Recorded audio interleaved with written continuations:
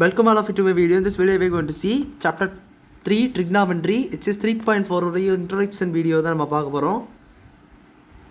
So it says 3.4 என்பது உங்களுக்கு வந்து sum of identities. அதாவது angles சொல்லி sum வச்சு வரும் identities உங்களுக்கு sum and difference identities னு சொல்லி கிடைக்கும். So you have 6 identities. So the identities அவ்வளோத்தையும் இந்த புக்கை வீடியோ பார்த்து தரவு பண்ணி வச்சுக்கோங்க. So first one is cos alpha plus beta. உங்களுக்கு நார்மலாகவே நம்ம வந்து நினைப்போம் ஆங்கிள்ஸை வந்து சும்மா கொடுத்துருப்பாங்க காசு 15 + இதுலேருந்து சும்மா ஆட் பண்ணி நம்ம வந்து போட்டுலாம் நினைப்போம். பட் அப்படி கிடையாது. Angles cos alpha plus cos பீட்டாக்கு 2 ஆங்கிள்ஸ் கொடுத்துருந்தாலும் இதை 2 ஆட் பண்ணி இப்படி போட்டுருவோன்னு சம் கிடையாது. இதுதான் ஆங்கிளோடைய ஆன்சர். அச்சோ நம்ம என்ன பண்ணுவோம்னா உள்ளேக்கே ஆங்கிள்ஸ் ஆட் பண்ணி அதுதான் இது ஆன்சர் சரி ஈஸியாக சொல்லிடுவோம். பட் அது ஆன்சர் கிடையாது. ஃபார் எக்ஸாம்பிள் இப்போ காஸ் 15 இருக்குதுன்னா 15 இதில் நம்ம 15 + 13 இருக்குதுன்னா இதை நம்ம ஆட் பண்ணி இதோடைய ஆன்சர் தான் அதுன்னு சொல்லுவோம். ஸோ அது கிடையாது. This is not the answer.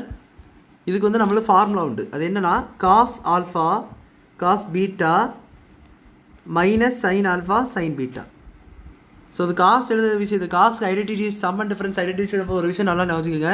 Plus இருந்தால் மைனஸ் போட்டுருங்க, மைனஸ்னு ஒரு ஐடென்டிட்டி அதுக்கு ப்ளஸ் போடணும்.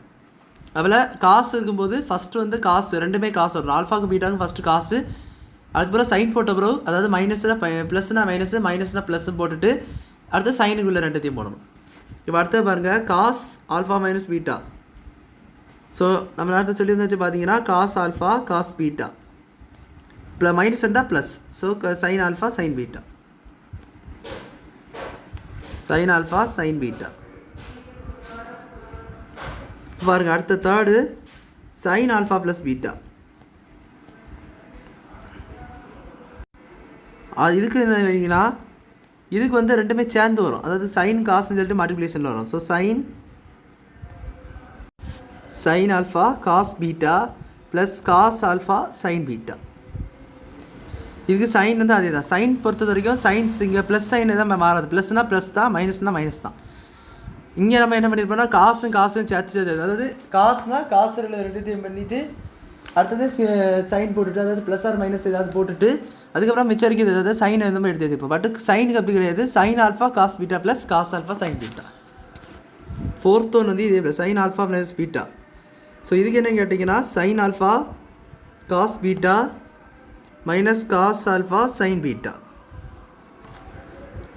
அடுத்தது இது வந்து அதே தான். பட் வந்து ப்ளஸ் மைனஸ்னால் மைனஸ் போடணும் அவ்வளோதான். But tan alpha plus beta. So tan alpha plus பீட்டான்னு என்னென்னு கேட்டிங்கன்னா tan alpha plus tan beta by 1 minus tan alpha tan beta. So இதுலேயே ப்ளஸ் இருந்தால் மைனஸ் போடணும் ஃபார் இதுக்கு டேனுக்கு.